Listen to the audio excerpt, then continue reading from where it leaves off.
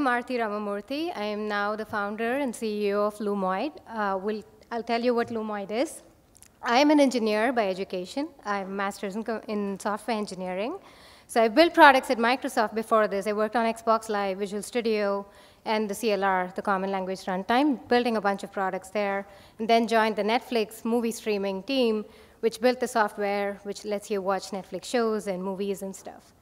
And then I co-founded this company called True & Co., which is actually an intimate apparel startup where we apply a machine learning algorithm to go fit women online. And from there, it applied to Y Combinator, got through the program, launched Lumoid. We launched late last year, and since then, just been building and scaling the business. So what is Lumoid? Lumoid is a try before you buy service for gadgets. So we started in photo, video gear, entirely focused on consumers who want to try and buy really high-end gadgets, medium to high-end gadgets, but didn't want to splurge right away. So we provided a rental model, and then if you are interested, you could buy, but there's no commitment to buy. And we worked with secondhand stores, used electronic stores, to get inventory from them and amortize the whole thing. So that's kind of how we started the business.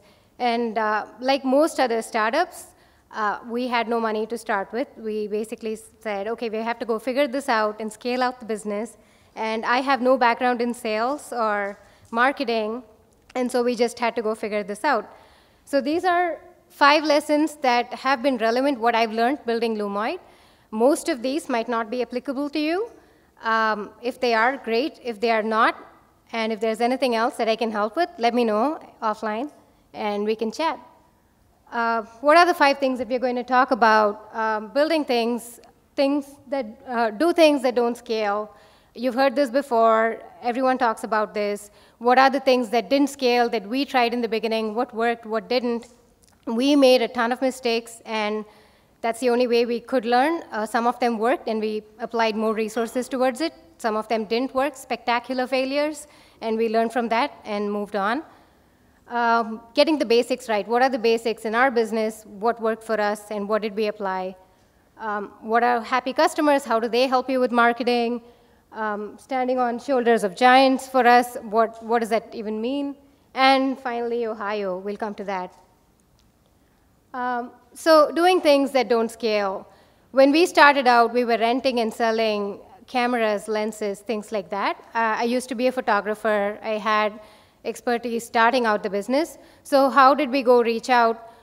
We would do the absolute craziest things. I am a runner. I would run. And right then, about last year, they started building the Bay Bridge lights, and lots of photographers used to show up. And we would go, when I was running around Embarcadero, I would hand out cards to all of these guys. And I would say, you should come check out Lumoid and try this out as a service. And for the first month, I think people were just like, I would see them just toss out the cards and just keep moving. And then they would come in. They would actually try out the service. They're like, oh, yeah, I heard about you guys. And they would just like pay attention to us. And that kind of worked out in the beginning. We would go talk to community colleges, and we found out that most community colleges had issue rooms where students can get gear for free. But these issue rooms had incredibly dated equipment, so we were able to get these students to go talk to their teachers and convince them to talk about us and work with their issue rooms to provide gear to them. So that worked out really well for us. This is something that I would pick up the phone and just start calling and get people to come on board. When we send out cameras, we would send out Lumoid straps along with the cameras. When customers saw their other customers like trying out gear, they would say, what is Lumoid? And they would come check out the service. We've had a number of customers just come in because of, I saw somebody wear a Lumoid strap. I mean, these are like very simple things, but it just ended up working out pretty well for us and just scaling out the whole side of things. Every time we sent out a box, we made sure we had a really good packaging experience. People love opening the box. It's really pretty. And we put in a card there that says, send this card to somebody else you really like, and they'll get a discount. Like an offline referral program kind of thing. And that worked out really well because the card was beautiful, and they wanted to share it with everyone else, and we got traffic through that. Just figuring out ways in which you can get the initial set of customers without having to spend too much on marketing or spend anything at all, meetups.com, stuff like that. Those were the ones that really worked for us to start building a foundation for the business. And of course, once you get enough traction or you get a little bit of PR, you can kind of scale, build, and keep building on it. But these were the initial things that worked for us. Getting the basics right. Everyone talks about like hacking your way into getting million users. For us, one of the things was just focusing on the fundamentals. We are an e-commerce company, so we want to go measure the absolute important metrics, measure everything. And you will not believe the number of startups who I talk to who would be like, yeah, yes, we have customer acquisition numbers, LTV, AOV, but our startup is a little bit different. Everybody comes and tells me that their startup is a little different and they can't measure the numbers exactly like how they're supposed to. Yes, you might have exceptions, but more often than not, you're probably the norm. Somebody else is doing something similar to you are. So go and measure every aspect of your business. I mean, it's not impossible. Yes, it takes a little bit of work, but put in the effort to the point where if you are non-technical, or if you have employees, other people in your company who are non-technical, you want to be able for them to just be able to look at the numbers. It doesn't have to be pretty, but generate a few scripts and push them into some UI, something that they can all look up. So measure everything that you can. In my case, we look at how much are they spending, where are they coming from, well, how much does it take to acquire the customer, how long are they retaining, what is the churn like. Basics of the business, get those right first, and then you can figure out other growth tactics and hacks in there. The basics have always worked out pretty well for us, and just optimizing that part. Referral programs print money for us. It's worked out really, really well. We only started this a month ago, and we were everybody told us, yeah, referrals, everyone's doing referrals. It's not a big deal. It's kind of saturated. Turns out it's not. I mean, this is still one of the good ways to go acquire customers.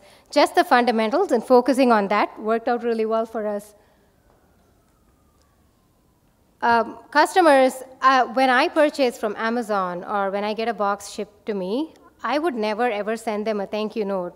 But it turns out that a lot of our customers actually write handwritten notes like this whenever they're traveling. Travel is a big segment for Lumoid, where we ship gear to their hotel destinations. If you're, say, vacationing in Hawaii, we ship a box to you, and once you're done, you can ship it back to us right from there without having to carry gear with you. And so people, when they travel, they get a postcard, they write stuff, and they put it back in the box. It's just amazing to see why customers would do this. We collected a lot of these cards and handwritten notes. They get their kids to go write in the boxes and stuff like that. So at one point, we just had a whiteboard full of just these cards. And then we said, OK, we're going to just create a Tumblr that just puts up all of these. And customers now love contributing to that Tumblr. They would send us a card, and then they'd be like, can you put it up on that blog? You have a blog for it. And that kind of became this competition where people would just want to write thank you notes and write stuff, or they would talk about us on Instagram, and then we would put it up on Tumblr, and they'd be incredibly excited about it. It was just one of these really easy channels for us to pay back to the customer without having to really do much about it. So in general, for us, if you have happy customers, they are basically free marketing for you. They would talk about you. I remember, I think, our 4th ever paying customer, they came on board, and that guy single-handedly referred 11 other paying customers to date.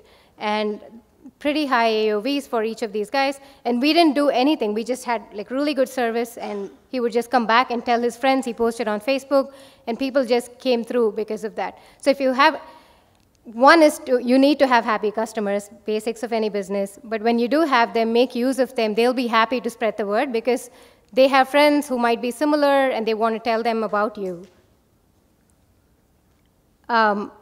Yelp, it's again something that we started looking at about 2 months ago. Same thing, everyone said, okay, it's really saturated. Everyone's on Yelp, what's the big deal? We put it up on Yelp. Now we are at 5 stars.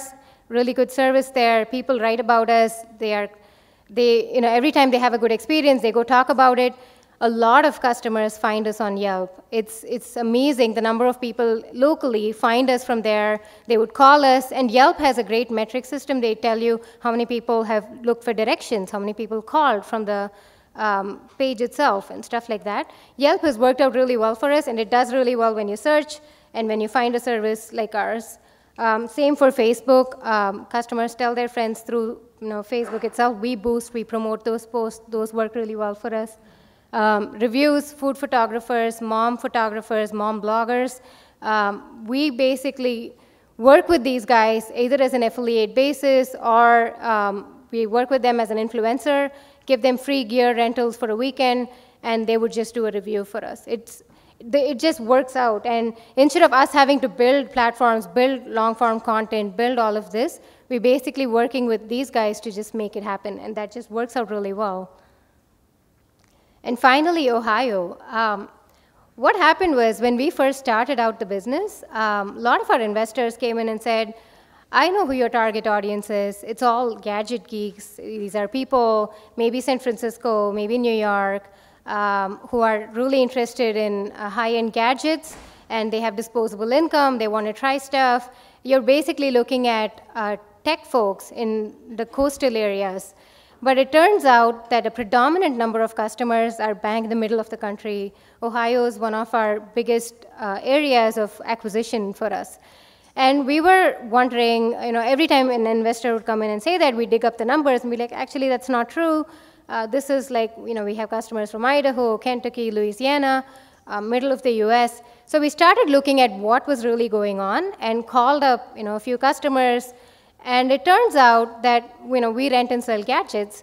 The nearest Best Buy for a lot of these guys is about 40, 50 miles away.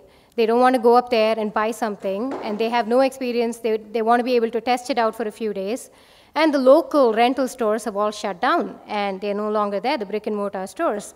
And so they place an order from the website. 2 business days, it shows up with a return label in the box. They love the service. So it turns out that the middle of the US is actually a pretty big audience for us, even though just on the first appearance, it doesn't seem like it. So always try and understand who your target audience is. It might not be the people you think they are, and if they aren't, go figure out what you can do. For us, we are figuring out fulfillment from the middle of the US. What do we do in that case? For East Coast and for West Coast, we figured it out. In the US, how do you get to the middle of the country in about a day's time frame, the logistics, operations, that side of things. So figure out who your target customer is. It might not be the people who you absolutely are sure about. And if it isn't, course correct and make it happen depending on who your customers really are. So that's really what Ohio is about. And that's basically it. I would love to reach out and talk to you if you're interested in how we work or just want to know about Lumoid. I'm at aarthir.com or aarthi@lumoid.com is my email address. Thank you.